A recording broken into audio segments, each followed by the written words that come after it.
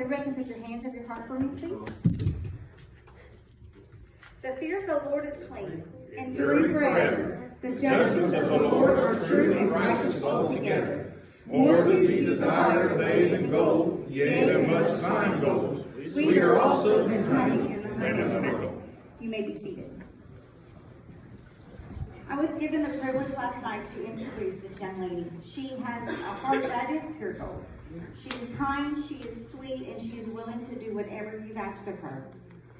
Tonight, I would like to introduce you to our teacher for a little bit of honey. Our teacher is Laura Stamberg, and her title is Who's Chasing Who? Amen. Praise the Lord. Hallelujah.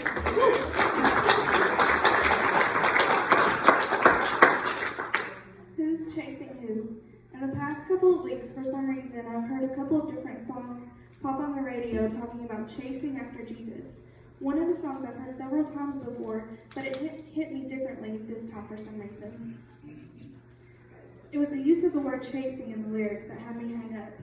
It brought to mind the image of a wild animal in hot pursuit of its prey, or children running with everything in them after each other in a game of tag.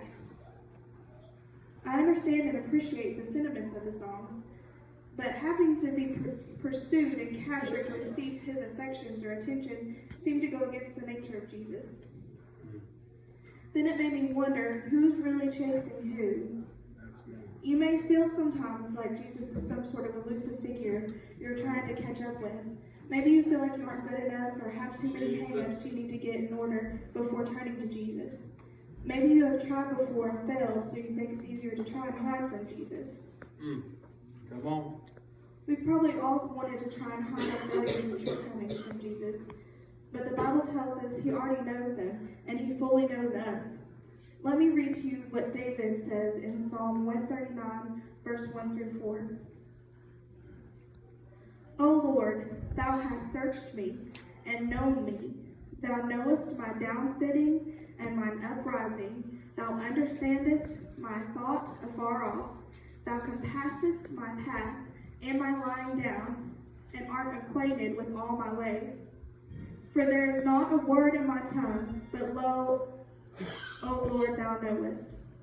He is saying here that God knows our every move. Amen. Going in or going out, he knows every thought before we think it, or every word before we speak it. Lord God. This can almost seem a little intimidating to some. I can even remember when I was a child and misbehaving, an adult would remind me that Jesus is always watching as a warning to straighten up. But we shouldn't be scared to go to Jesus, even in our mess-ups. Come on. Today I can find comfort in knowing I don't have to hide my faults from Jesus, because he already knows them. I just have to give them to him. Come on. The most miraculous part of it all is that he still loves me, even through all my imperfections. In 1 John, it tells us that we love Jesus because he first loved us. It can't be the other way around.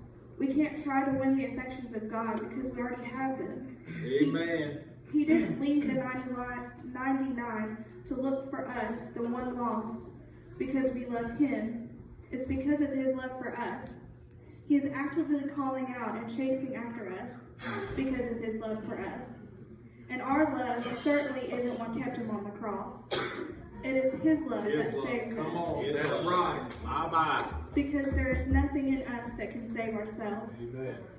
The word tells us it's by his grace through our faith that we are saved. on, But right. it is still God's grace that works through us because of his love for us. Come on. Jesus is calling for you today. He wants to do a work in you. He loves you, and he wants your love in return. It's time to stop spinning our wheels or trying to hide and stop the chase. He wants to take those burdens that are holding you back Yes, from he him. does. Let him have them. Let him have you. Let him love you, and learn to grow deeper with him as he does a work in you through your faith. Thank you for allowing me to share a little bit of him.